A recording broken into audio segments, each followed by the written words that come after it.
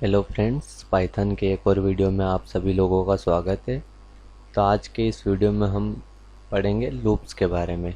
Loops क्या चीज़ होती है और इनका सॉफ्टवेयर डेवलपमेंट में क्या यूज़ होता है और प्रोग्रामिंग में इनका क्या इम्पोर्टेंस है। ठीक है, तो हम वीडियो स्टार्ट करते हैं। तो मान लीजिए मेरा टास्क ये है कि मुझे 2 की टेबल प्रिंट करवानी है, या मैं कोई सा भी नंबर इनपुट करता हूँ, मुझे उस नंबर की टेबल प्रिंट करवानी है।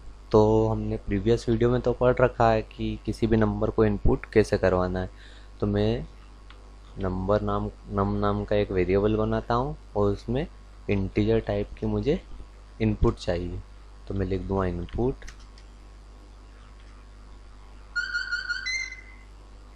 इंटीजर टाइप का, और मैं यहाँ लिखूँगा एंटर नंबर। ये मैंने स्ट्रिंग लिख दी। स्ट्रिंग के लिए हम कोटेशंस का यूज़ करते हैं। ये मैंने लिख दिया यहाँ पे। अब जो ये नंबर है, मुझे इसकी टेबल प्रिंट करवानी है। तो मैं अगर हमारे पास लूप कॉन्सेप्ट नहीं रहेगा तो देखिए ये टास्क कितना मुश्किल है।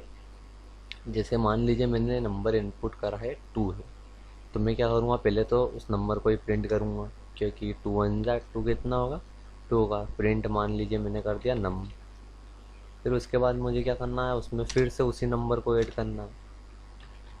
Num equal to num plus num, जो भी नम की वैल्यू अभी क्या है, नंबर की वैल्यू 2 है। फिर इसमें वापस से 2 ऐड करूँगा तो 4 हो जाएगा। फिर नंबर की वैल्यू कितनी हो जाएगी, 4, क्योंकि 2 + 2 किस में चला जाएगा, नम में चला जाएगा। फिर कितना हो जाएगा, 4 + 2 6, 6 + 2। तो मान लीजिए मैं किसी बड़े नंबर की ऐसे टेबल प्रिंट करवाना चाहता हूँ, मुझे कितने 10 स्टेटमेंट लिखने पड़ेंगे। 10 बार मुझे सम कराना पड़ेगा, फिर 10 प्रिंट स्टेटमेंट लिखने पड़ेंगे।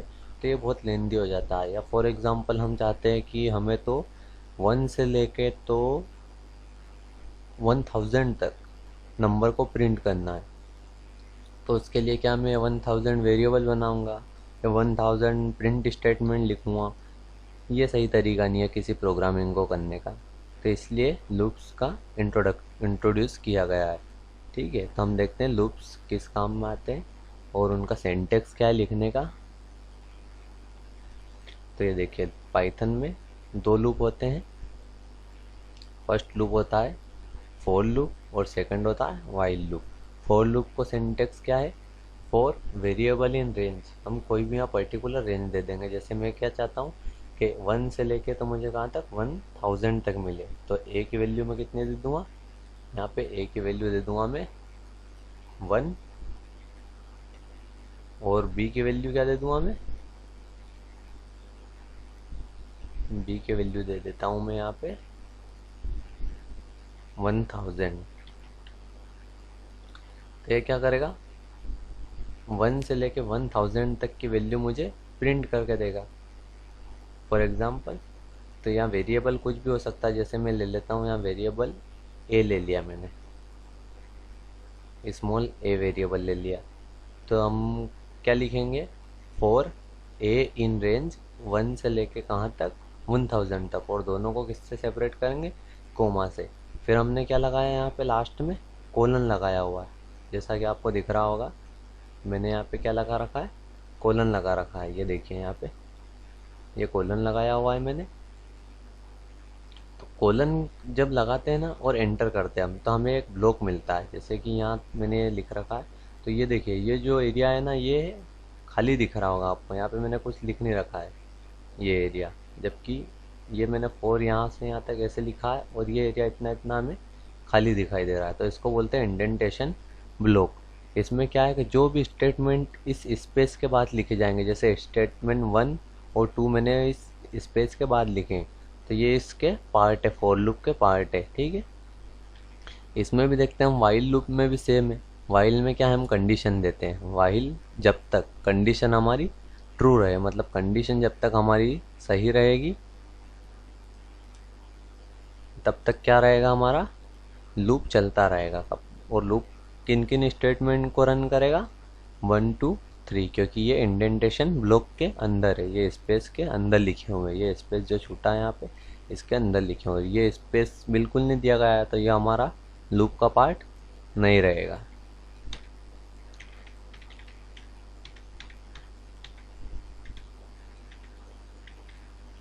तो चलिए हम प्रोग्रामिंग पर जाते हैं और देखते हैं फॉर लूप कैसे काम करता है। तो हम क्या करेंगे, मैं एक सिंपल 1 से लेकर तो 10 तक नंबर प्रिंट करे ऐसा प्रोग्राम बनाता हूँ। तो मैं लिखता हूँ फॉर, मैं अपने वेरिएबल का नाम ले लेता हूँ आई इन रेंज।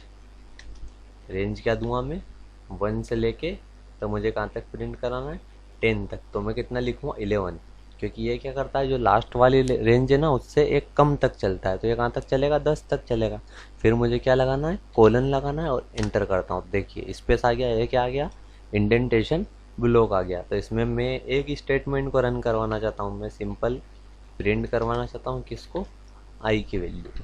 तो मैंने आई की वैल्यू लिख दी, तो मुझे 1 से लेकर 10 तक नंबर प्रिंट होते हुए दिखाई देंगे।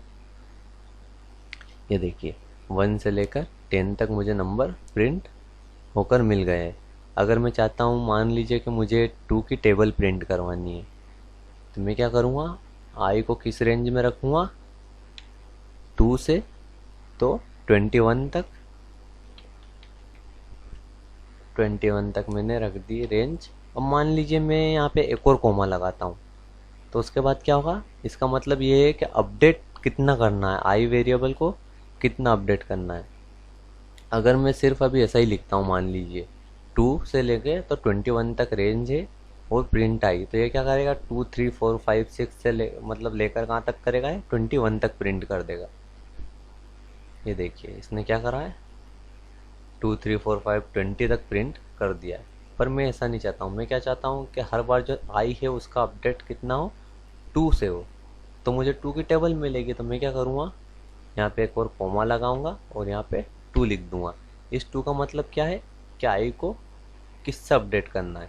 जैसे आई की वैल्यू पहले 2 रहेगी, फिर प्रिंट हो जाएगी आई की वैल्यू, उसके बाद जब वापस हमारा कंट्रोल रेंज में आएगा यहाँ पे, तो कितना अपडेट होगा, 2 से अपडेट होगा आई।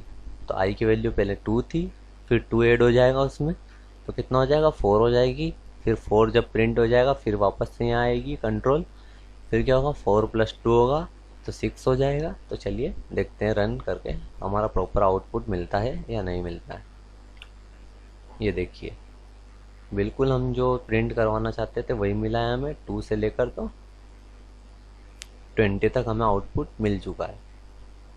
अब ऐसे ही मान लीजिए मैं चाहता हूँ कि मुझे 5 की टेबल मिले, तो मैं क्या करूँगा, यहाँ पे लिख देता हूँ 5, और कहाँ तक 5 का लास्ट क्या है रहता है, 50, तो हम लिखेंगे 51, क्योंकि ये कम तक चलता है। और अपडेट कितने से करना है, 5 से करना है हर बार। तो देखते हैं 5 की टेबल प्रिंट होती है या नहीं। ये देखिए 5 की टेबल भी प्रिंट हो चुकी है। तो यही काम है फॉर लूप का, कि ऐसा स्टेटमेंट जिसको हम बार बार, आई होप आपको फॉर लूप का समझ में आया होगा वर्किंग, कि इसका वर्किंग क्या है। तो अब हम वाइल लूप की तरफ बढ़ते हैं, वाइल लूप कैसे क्या काम करता है। तो देखिए वाइल लूप की क्या है, कि वाइल लूप में हम क्या देंगे, कंडीशन देंगे, वाहिल जब तक ये कंडीशन ट्रू रहे, जो भी हम यहाँ कंडीशन देंगे, उसके बाद जो भी हम इंडेंट ब्लॉक में स्टेटमेंट को रखेंगे वो एग्जीक्यूट हो जाएंगे, और जो बाहर रहेगा वो लूप का पार्ट नहीं रहेगा। जैसे ही लूप खत्म होगा, मतलब ये कंडीशन फॉल्स हो जाएगी या गलत हो जाएगी, तो फिर स्टेटमेंट फॉर प्रिंट होगा हमारा, या स्टेटमेंट फॉर जो भी रहेगा वो चलेगा। तो चलिए देखते हैं ये काम कैसे होता है।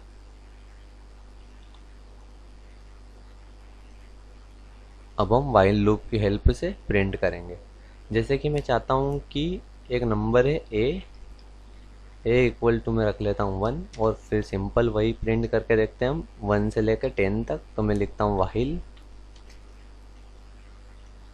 ए इज़ ग्रेटर देन 11, ए जब तक 11 से नहीं, ए जब तक 11 से छोटा रहे,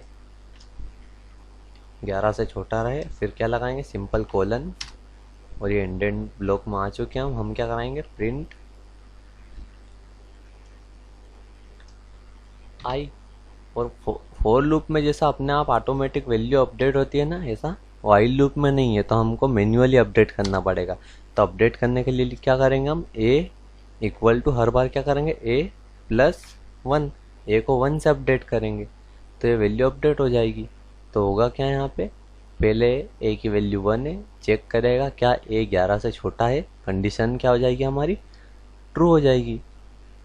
तो क्या करेगा ये, आई की वैल्यू को प्रिंट कर देगा, उसके बाद क्या करेगा, ए की वैल्यू को 1 से अपडेट कर देगा। तो ए की वैल्यू कितनी हो जाएगी, 2, फिर से यहाँ आएगा, फिर कंडीशन को चेक करेगा क्या 2 11 से छोटा है, तो फिर प्रिंट कर देगा हाँ ये कंडीशन तो हमारी सही है, फिर से 1 से अपडेट करेगा हमारे ए को। ऐसे करते करते कहाँ तक चला जाएगा, 10 तक जाएगा। फिर क्या चेक करेगा ये कि 10 11 से छोटा है, हाँ है बिल्कुल है, तो फिर से प्रिंट कर देगा। आई की वैल्यू क्या रहेगी इस बार, सॉरी आई नहीं, यहाँ पे ए लेते हैं, ए की वैल्यू क्या रहेगी, 10 रहेगी, तो फिर से 10 प्रिंट कर देगा ये। फिर ए की वैल्यू अपडेट होगी, ए की वैल्यू क्या हो जाएगी, 11। फिर क्या कंडीशन रहेगी हमारी, क्या 11 11 से छोटा है, क्या 11 11 से छोटा है, ऐसा तो नहीं है बिल्कुल, कंडीशन क्या हो गई, फॉल्स हो गई। तो फिर क्या होगा, ये स्टेटमेंट हमारा प्रिंट नहीं होगा, लूप से बाहर आ जाएगा कंट्रोल। जैसे मान लीजिए मैं लूप में कोई स्टेटमेंट नहीं रखता हूँ और यहाँ पे कोई एक स्टेटमेंट रख देता हूँ, प्रिंट डन, ये मैं प्रिंट करवा देता हूँ डन। स्ट्रिंग है तो हमें कोटेशंस में रखना पड़ेगा, ये मैं प्रिंट करवाऊंगा जब हमारा लूप पूरी तरह से चल चुका होगा। तो इसको चलिए रन करके देखते हैं। ये देखिए 1 2 3 4 5 6 10 तक प्रिंट किया है, और जब लूप ख़त्म हो जाता है या मतलब ये कंडीशन फॉल्स हो जाती है तो यहाँ से फिर ये स्टेटमेंट एग्जीक्यूट नहीं होते हैं, और फिर क्या हुआ, हमारा डन वाला स्टेटमेंट चल गया। ये देखिए जो कि हमने इंडेंट ब्लॉक के बाहर रखा हुआ है ना। तो इसमें भी प्रिंट करके देखते हैं हम कि 2 की टेबल कैसे प्रिंट करवानी है। तो हम क्या करेंगे, ए इक्वल टू रख लेते हैं 2, और हमारा 2 21, ये ए हमेशा क्या रहना चाहिए, 21 से छोटा रहना चाहिए। 2 की टेबल 20 पे एंड हो जाएगी। उसके बाद क्या करवाएंगे हम, प्रिंट ए को करवाएंगे, ए की जो भी वैल्यू रहेगी, और ए को अपडेट किससे करना है हमें, अब 2 से करना है। ये हो गया, फिर ये डन तो प्रिंट हो ही जाएगा आखिरी में। चलिए इसको भी रन करके देखते हैं। ये देखिए 2 की टेबल मिल गई और लास्ट में क्या प्रिंट हो गया, डन प्रिंट हो गया। मान लीजिए मैं जैसे आपको इंडेंट ब्लॉक समझाता हूँ, जैसे मैंने अभी क्या लिखा है, इंडेंट ब्लॉक के अंदर नहीं लिख रखा है प्रिंट को, अब मैं इसको भी इंडेंटेशन जो ब्लॉक है उसके अंदर रख लेता हूँ। मान लीजिए मैंने इस प्रिंट वाले डन को भी रख लिया, तो ये क्या करेगा, हर बार ए की वैल्यू को प्रिंट करेगा और डन प्रिंट करेगा उसके साथ। देखिए आप खुद देखिए इसको, तो आपको अच्छे से समझ में आएगा इंडेंटेशन ब्लॉक होता क्या है आखिर में। ये देखिए 2 डन, 4 डन, 6 डन, 8 डन, बार बार वो डन प्रिंट कर रहा है। तो ये हमारे किसी काम का नहीं है बार बार डन प्रिंट करवाना, तो हम इसीलिए इंडेंटेशन ब्लॉक के बाहर रखेंगे इस स्टेटमेंट को। तो मैं इसको बाहर रखूँगा तो फिर से हमें जो हमारा रीजनेबल आउटपुट है वो मिलेगा।